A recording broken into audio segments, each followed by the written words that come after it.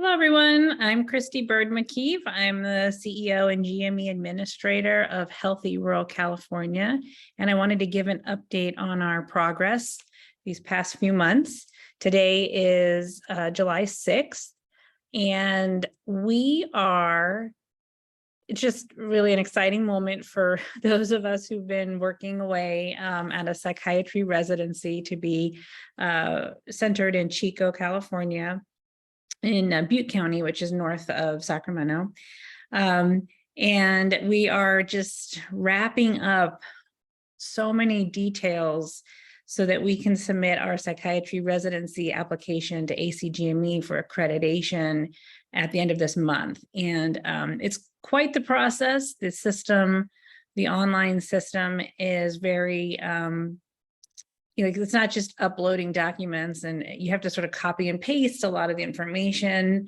And so our team is really learning how to do that and also working with our consultants.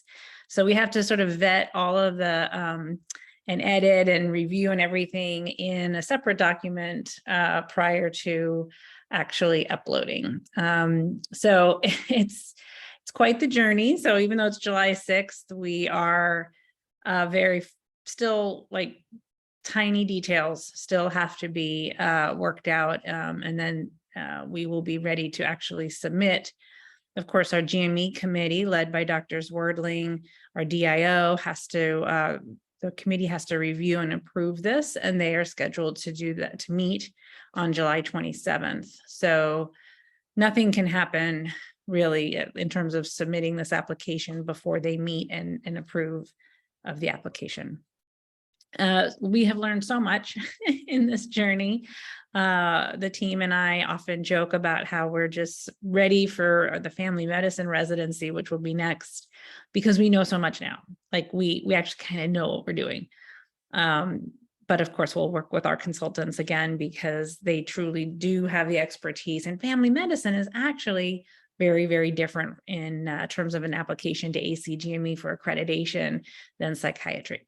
But I'm not going to get onto the family medicine bit yet. I'm going to focus on psychiatry, of course, with Dr. Rachel Mitchell, our program director, and Lena Benton, the program coordinator. And I mentioned Dr. Wordling.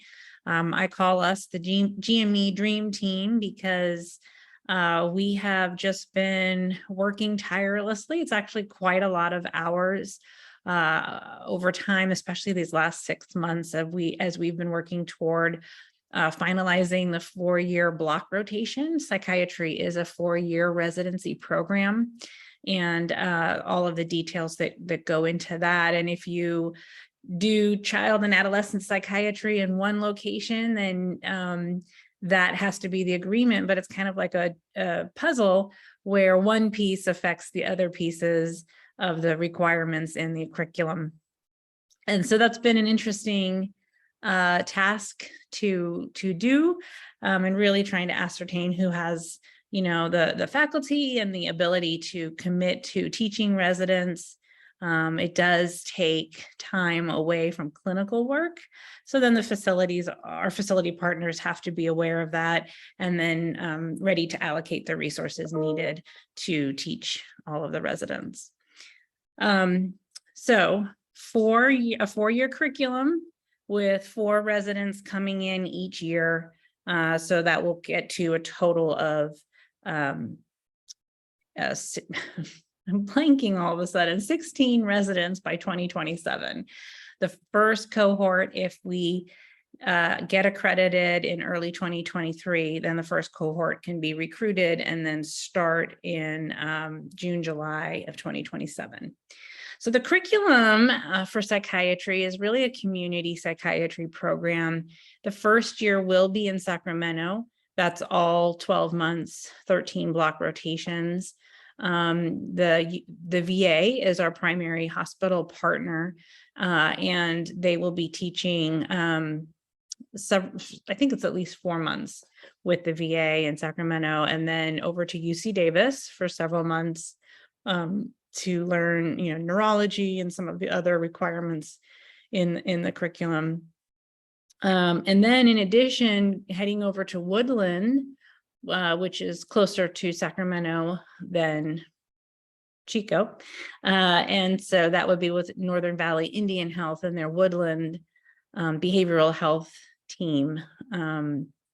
So we think this first year, the curriculum is very strong. The VA has, and of course, UC Davis are well prepared to welcome and train our residents, get used to an EMR and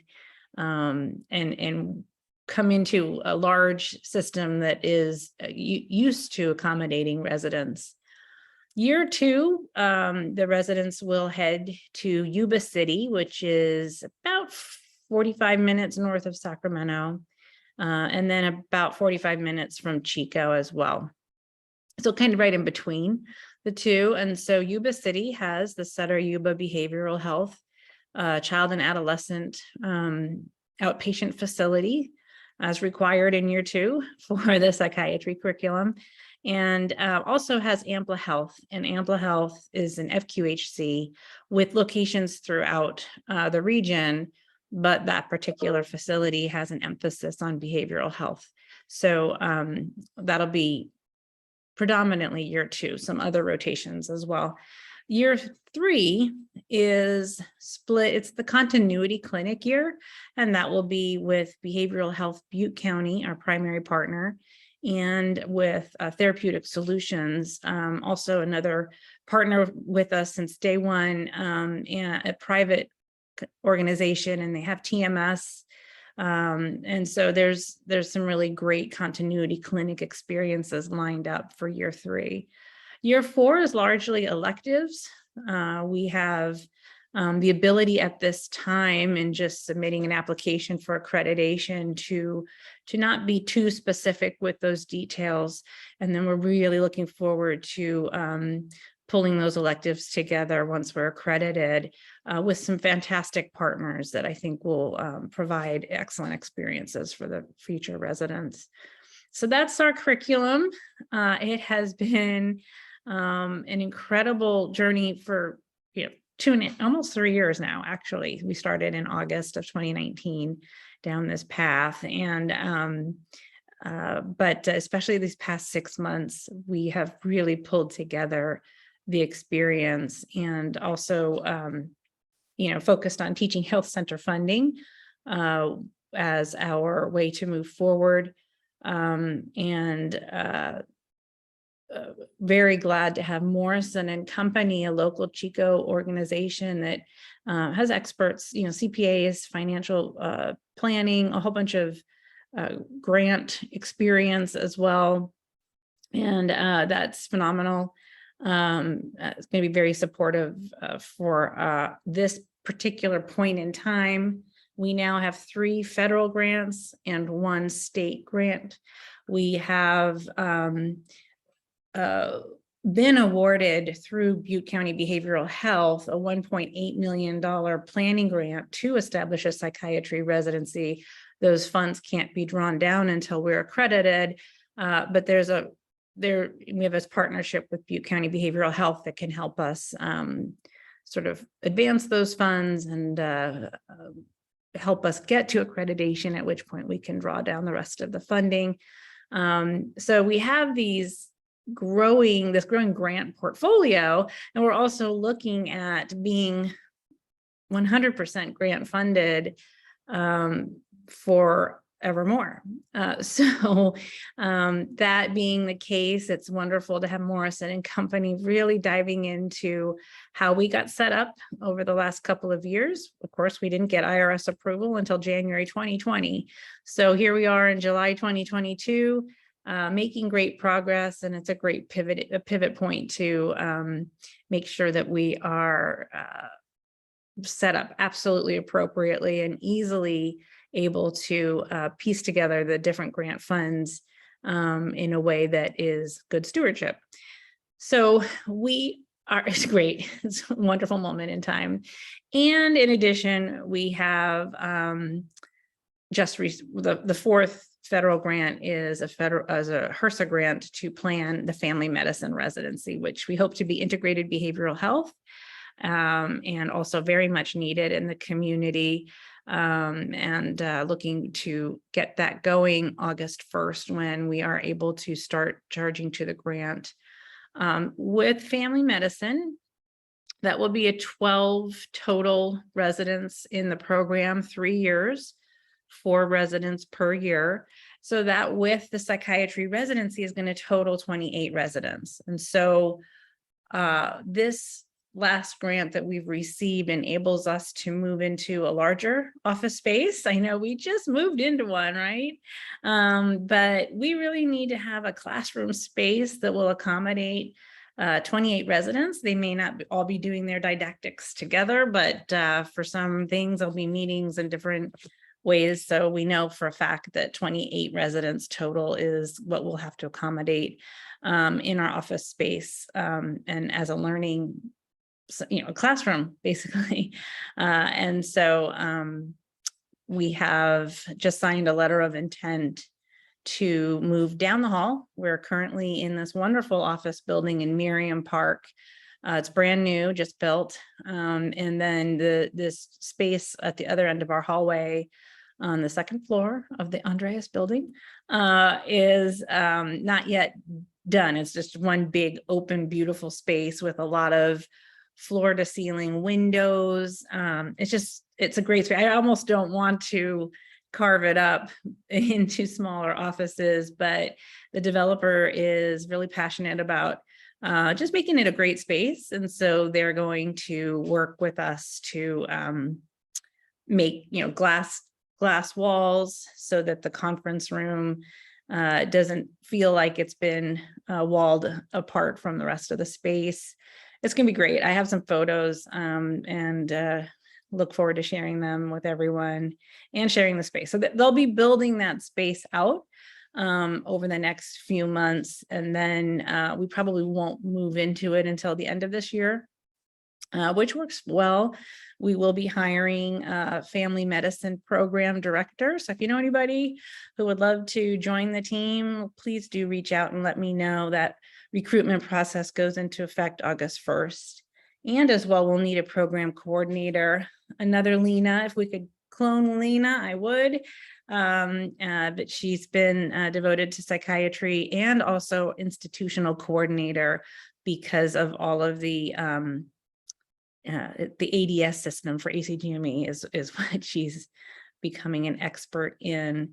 We have an agreement to work with MedHub to be our resident and faculty learning platform that will be tracking all of the milestones, the resident schedules, progress through the program per year, and exploring at this time how we might share didactics with both UC Davis and Stanford. Both of the medical schools are very supportive. They've been actually partnering with us since 2019. And it's, we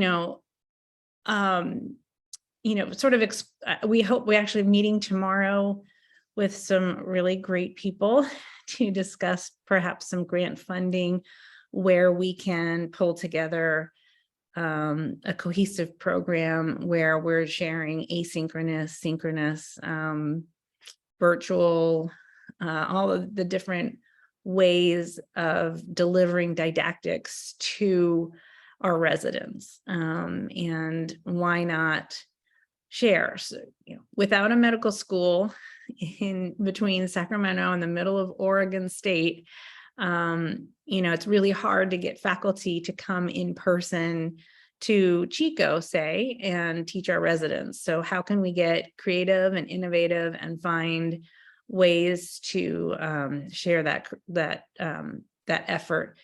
Didactics are every single week for the 4 years of the psychiatry residency program, 3 years of the family medicine program. That's a big lift, and also a big lift for our faculty to then, add that to their schedule as well. So I know there's some innovative solutions. We are all ready to help one another. And I'm just hopeful that this can turn into some grant funding that will enable Healthy Rural California to be that platform, sharing all of the teaching, great teaching without lessening in any way, shape, or form the academic excellence of the medical schools that we hope to partner with. So that's a lot. I do want to say that it is a bit like we're building a medical school. And in visiting with our neighbors, actually, in Miriam Park in Chico, the Northern Valley Indian Health new facility that's I can see when I walk to day camp to get my tea. It's such a cool space. The residents are just really going to love it. You have to come to Miriam Park and experience how cool and hip it is. I feel like I'm 20 years younger just walking down the street and getting my tea at day camp. Anyway, so, I can stand in front of day camp, look across the way, and there's Northern Valley Indian Health's new facility. It's 20,000 square feet. It's amazing. And then just to the left of that is the Mechoopda tribe headquarters. So one of the things I am actually hoping to explore more, or at least plant seeds for someone else to jump into this, but I think a tribal health school of medicine, even if small, I don't know what the UME requirements are for a minimum number of students, like, can we say 20 students? But I did look into a similar concept that the Oklahoma State University has done with the Cherokee Nation starting in 2020. They have a 54 student medical school, and it is both helping the pipeline of the local tribes, or in that case, it's the Cherokee Nation, to go into medical school, to sort of develop that pipeline, but also for teaching tribal health, the cultural, how to educate the healthcare workforce so that they can work with patients no matter where they are in the country. I think it's just a brilliant idea. There are at least 9 tribes between the counties in this region that literally our residents will be going to. So we may be starting with graduate medical education, but what's the potential for undergraduate UME medical education? Just really exciting to see it all coming together, and knowing that there's great experiences for medical education, and that also medical education is important for this region to truly address access to care issues and other health equity concerns. It's without medical education, your hopes and dreams for health equity are just minimalized. It's almost impossible. Medical education is such an important ingredient to achieve health equity. So I'm kind of passionate about what I'm doing, but excited about the possibilities. And, just had a meeting yesterday with the person who owns and has built Miriam Park, and his vision is extraordinary. And he was telling me how important medical education is for the pipeline development, and how incredible that opportunity would be as he's growing Miriam Park as well. So really great people that I get to work with. It's awesome. So the last bit of why I was actually meeting with this gentleman was because we are needing space. So the 28 residents, we're going to move into this larger office down the hall, but eventually we're going to need a full auditorium, doing the continuing medical education, bringing the medical community together with the residents. Potentially this, medical school concept could come to fruition. But we also have a great partnership with CSU Chico's Department of Nursing, which runs a rural SIM center. And this sim center is accredited. There are very few simulation centers that are accredited that have the educational resources. They don't just teach the nursing students as a necessary part of that curriculum.